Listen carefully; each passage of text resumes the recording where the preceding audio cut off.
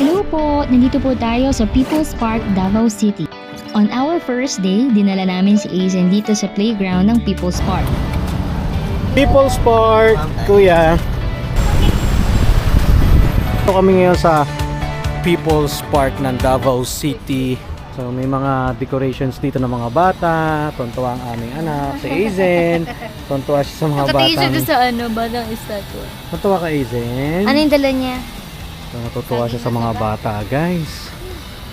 Ayan. So napakalinis dito, guys, sa loob ng People's Park. Ni wala nga tindahan ka mabibilan dito. Bawal kumain, kailangan sa labas ka. Pansin ko dito sa Davao, guys, napakalinis. Hey, Zay.